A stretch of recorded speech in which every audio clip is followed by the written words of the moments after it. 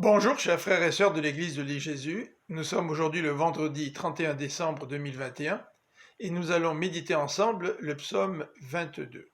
Ce texte nous présente les persécutions auxquelles David fait face. Il est en danger de mort, car bien qu'ayant été choisi par Dieu pour devenir le roi d'Israël, plusieurs ennemis le rejettent.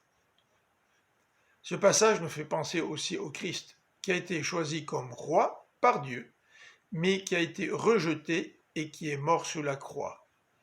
Ce chapitre fait donc allusion à l'expérience de David, mais au-delà du roi David, ce passage fait aussi référence aux souffrances du Christ.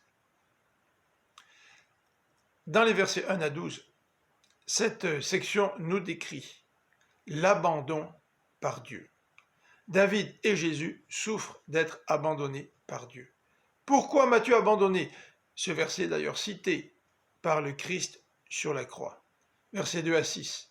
Tu es loin de moi, ô Dieu, tu ne réponds pas, pourtant tu es intervenu. Tu as délivré nos pères quand ils criaient vers toi, s'écrie David. C'est aussi l'expérience de Jésus qui s'est trouvé loin de Dieu alors qu'il portait tous nos péchés à la croix. Les versets 7 à 9 nous décrivent l'état d'âme de David. Je ne suis qu'un ver. Les gens m'insultent, ils se moquent de moi. Jésus aussi a été humilié sur la croix. Les gens se moquaient de lui. Les versets 10 à 12 nous disent pourtant, tu m'as protégé, moi David, et ceci depuis ma naissance. Et c'était le cas aussi de Jésus, qui avait été protégé par Dieu depuis sa naissance. Et malgré cela, tous les deux souffrent.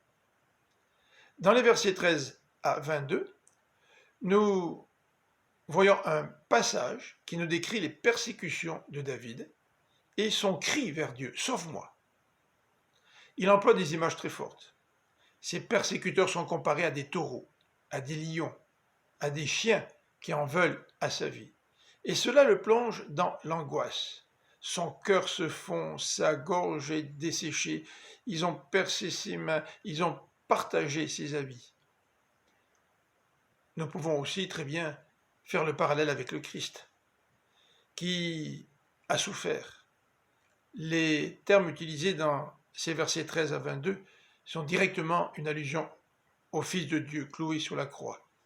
Percer ses mains, partager ses habits.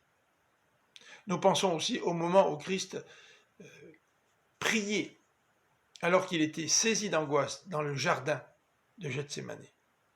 Dans les versets 23 à 32, il est question de la délivrance. David a crié à Dieu, « Sauve-moi » dans les versets 19 à 22, et Dieu est intervenu. Le Christ aussi a fait confiance à son Père, et le Seigneur Dieu l'a sauvé de la mort en le ressuscitant.